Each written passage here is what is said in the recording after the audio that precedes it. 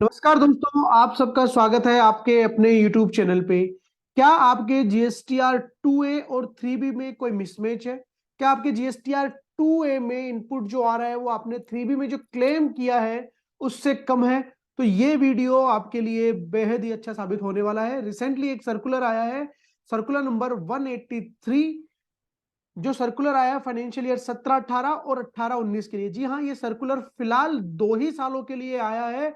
हो सकता है आगे के सालों में भी ऐसा कोई सर्कुलर आए, बट अभी उसके ऊपर कुछ कमेंट करना सही नहीं होगा। बट 17-18 और 18-19 ये 2 सालों के लिए सरकार एक सर्कुलर लेके आई है उन केसेस में कि अगर आपके 2A में इनपुट कम आ रहा है एज कंपेयर टू 3B, तो उसमें आपको क्या करना है जिससे आपको इनपुट मिल जाए। ऑलरेडी आपने 3B में ले लिया होगा वो इनपुट, लेकिन आपके पास असेसिंग ऑफिसर के नोटिसेज आ रहे होंगे।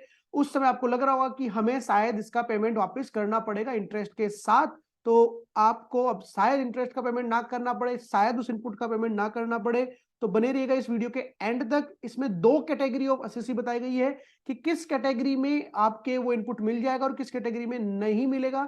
साथ में कुछ लिमिट्स भी बताई है कि कितने रुपए तक के डिफरेंस पे आपको क्या क्या फॉर्मेलिटीज पूरी करनी है दोस्तों। तो आइए बढ़ते हैं हमारे वीडियो की तरफ।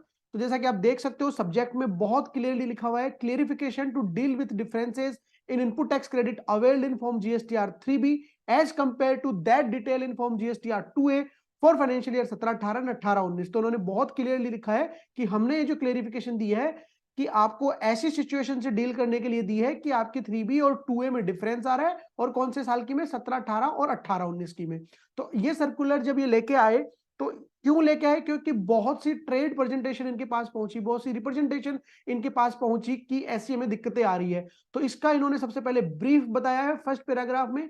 ये ब्रीफ इन्होंने ये बताया है कि 17-18 और 18-19 में आपकी 2A में अगर इनपुट नहीं आ रहा था तो असेसिंग ऑफिसर आपको नोटिसेस भेज रहे थे, आपसे एक्सप्लेनेशन मांग रहे थे, और शायद आपको वो इनपुट का बेनिफिट भी नहीं मिल रहा था। इसके बाद उन्होंने बताया कि ऐसी दिक्कतें क्यों आ रही थी, क्योंकि जीएसटीआर 2A जब जीएसटी इनेक्ट हुआ था जुलाई 17 से, उस समय बड़ी दिक्कतें आ रही थी। जीएसटीआर 2A प्रॉपर्ली आया भी नहीं था। उसके बाद 9 अक्टूबर 2019 को ये रूल 36 सब रूल 4 लेके आए कि 2A में जितना अमाउंट आ रहा है उससे कुछ 20% से एक्स्ट्रा, 10% से एक्स्ट्रा, जिसको टाइम टू टाइम ये अपडेट करते रहे, उतना भी आप इनपुट ले सकते हो। लेकिन जैसे कि एक्ट तो 1 जुलाई 2017 से आ गया था, बट रूल जो 36 लेके आए वो आप लेके आए 2019 में। तो ऐसी काफी सारी डेट्स का मिसमैच चल रहा था। तो डेट्स की मिसमैच के चक्कर में 2A में जो अमाउंट आ रहा था, उनमें जो डिफरेंसेस थे, उनका एक प्रॉपर रिजोल्यूशन नहीं निकल पा रहा था।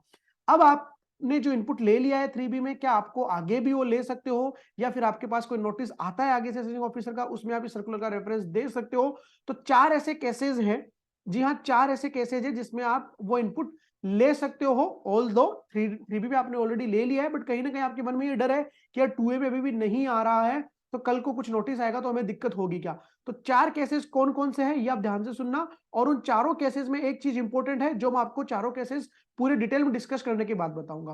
पहला केस ये है कि आपके सप्लायर ने, जिससे आपने माल खरीदा है या सर्विसेज ली है, उसने 3B तो अपनी भर दी है, 3B तो भर दी, उसमें टैक्स का भुगतान कर दिया, लेकिन उसने अपनी जीएसटीआर 1 नहीं भरी है। अब हम सबको पता है कि अगर मेरा सप्लायर जीएसटीआर 1 नहीं भरेगा तो मेरे 2A में नहीं आएगा। तो एक तो ये केस है। तो इस केस में गवर्नमेंट ने बोला कि नीचे पैरा 4 में हमने कुछ डिटेल दिया है, वो आप प्रोसीजर फॉलो कर लेना, आपको इनपुट मिल जाएगा।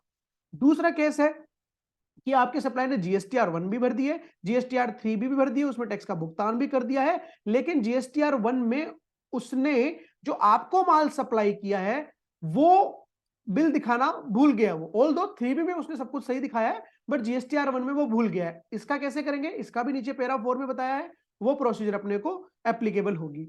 इसके बाद थर्ड केस है कि जीएसटीआर 1 भरी, जीएसटीआर 3 भी भर दिया आपके सप्लायर ने, लेकिन उसने क्या किया, जीएसटीआर 1 भरते समय आपको जो माल बेचा था उसने आपका जीएसटी नंबर ना डालने की बजाय B2C में डाल दिया, उसको B2B की बजाय B2C में डाल दिया। अब B2C में डाल दिया तो भी आपको आपके 2A में नहीं दिखेगा, लेकिन उसने 3B भी अपनी करेक्टली भर दी है। इसके बाद चौथा केस ये है कि उसने B2B में ही दिखाया दिखाया तो आपके सप्लायर ने B2B में ही जीएसटी नंबर डाला, लेकिन वो आपकी जगह किसी और का डाल दिया, रॉन्ग जीएसटीआई नंबर डाल दिया दोस्तों। उस केस में भी 2A में नहीं दिखेगा, लेकिन 3B में उसने पेमेंट कर दिया है। चारों केसेस में एक चीज कॉमन है कि आपके सप्लायर ने 3B भरी है, 3B के थ्रू जो आपने उससे माल खरीदा उस माल के अगेंस्ट 3B भरी है और 3B में उसने वो दिखाया है और उस पर टैक्स का पेमेंट भी किया है। अगर ये कंडीशन आपकी फुलफिल है और बाकी ये जो 4 कंडीशन है कि GSTR 1 नहीं भरी या फिर GSTR 1 में गलत GST नंबर डाल दिया या B2C में डाल दिया या आपको जो सप्लाई करी थी वो नहीं दिखाई उसने, ये केसेज है। साथ में 3B में लेकिन उसने टैक्स का पेमेंट कर दिया, 2A में रिफ्लेक्ट नहीं हो रहा है, तो हम आपको कुछ प्रोसीजर बता रहे हैं, उस प्रोसीजर को यूज करते हुए आप इनपुट ले सकते हो। उस इनपुट जो आपने 3B में ले लिया है उस पर आपको कोई दिक्कत नहीं आएगी। ये जो चौथा केस है जिसमें बात करी थी कि किसी और का GSTIN डाल दिया है, इसमें पैरा 4 के अलावा एक और प्रोसीजर है, वो प्रोसीजर मैं आपको इस वीडियो के एंड में बताऊंगा। पहले हमारे लिए इंपॉर्टेंट है पैरा 4 पढ़ना दोस्तों। तो आइए मैं आपको लेके चलता हूं पैरा 4 पे। अब आपके साथ ये कंडीशन है कि हाँ भाई 2A में नहीं दिख रहा है लेकिन सामने वाले ने 3B में टैक्स का पेमेंट कर दिया, सारी चीजें सही है। उससे पहले बाकी जो कंडीशंस हैं वो भी फुलफिल होना मैंडेटरी है। जैसे कि आपके पास क्या बिल है, आपके पास आपको गुड्स एक्चुअली रिसीव हो गए हैं, क्या आपने 180 दिन में आपने पेमेंट कर दिया है, ये सारी कंडीशन फुलफिल होना जरूरी है। केवल एक ये कंडीशन कि 2A में नहीं दिख रहा है, उस केस में ही ये सर्कुलर एप्लीकेबल है दोस्तों। तो अब आपको क्या करना है, बेसिकली दो कंडीशन इन्होंने बताई, दो लिमिट दी, जैसे कि मैंने वीडियो के शुरू में बताया था।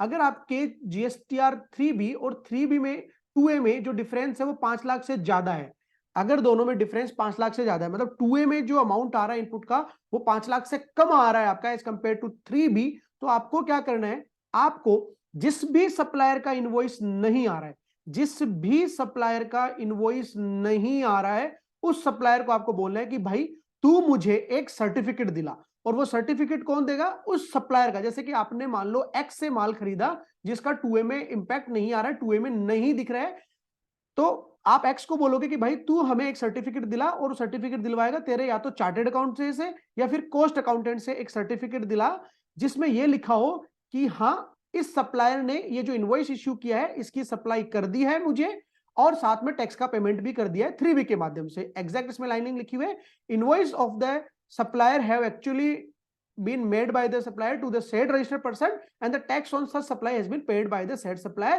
in his return in form GSTR 3B। कि वो CA या CA में ये लिख के दे कि भैया ये जो इनवॉइस है ये फलाने मेरे को इश्यू किया गया है और सप्लायर ने टैक्स का भुगतान भी कर दिया GSTR 3B के माध्यम से। साथ में वो सर्टिफिकेट तभी कंप्लीट माना जाएगा चाहे आपने चार्टर्ड अकाउंटेंट से लिया हो या फिर CMA से लिया हो, जब तक उस पर यूडिन नहीं है तब तक वो कंप्लीट नहीं माना जाएगा। ये केस था अगर डिफरेंस 5 लाख से ज्यादा है। तो अगर डिफरेंस 5 लाख से कम या 5 लाख तक है, उस केस में क्या करना है, उस केस में आपको सप्लायर के पास जाना है और बोलना है भाई सप्लायर तू मुझे ये सर्टिफिकेट दे दे कि तूने मुझे सप्लाई करी है जिसपे तूने टैक्स का भुगतान कर दिया है। तो 5 लाख तक के केस में, 5 लाख तक के डिफरेंस के केस में CA या CMA से सर्टिफिकेट लेने की जरूरत नहीं है, सप्लायर भी आपको सर्टिफाई करके दे देगा, वो भी काफी होगा। बट 5 लाख से ऊपर के केस में आपको CA से सर्टिफिकेट लेने की जरूरत है दोस्तों। इसके बाद एक और चीज इंपॉर्टेंट ध्यान रखने की ये है कि आप अगर 16 सबसेक्शन 4 की टाइम लिमिट पास होने के बाद इनपुट लिया है तो वो इनपुट आपको नहीं मिलने वाला, जैसे कि मैंने आपको पहले ही बता दिया था। बाकी सारी कंडीशन आपने फुलफिल करी हो, आपके पास इनवॉइस होना चाहिए, आपके पास गुड्स आ गया हो, आपने टैक्स का पेमेंट कर दिया हो, सप्लायर को आपने पेमेंट कर दिया हो, ये सारी कंडीशन फुलफिल होना जरूरी है। अब जैसा कि मैंने शुरू में बताया था कि दो कैटेगरी होगी, तो दो कैटेगरी वो है दोस्तों कि ये सर्कुलर एप्लीकेबल होगा अगर कोई प्रोसीडिंग, अगर आपके ऊपर कोई असेसमेंट स्क्रूटनी ऑडिट प्रोसीडिंग चली थी, वो प्रोसीडिंग अगर ऑलरेडी आपकी कंप्लीट हो चुकी है, ऑलरेडी अगर वो प्रोसीडिंग कंप्लीट हो चुकी है तो ये सर्कुलर एप्लीकेबल नहीं होने वाला है।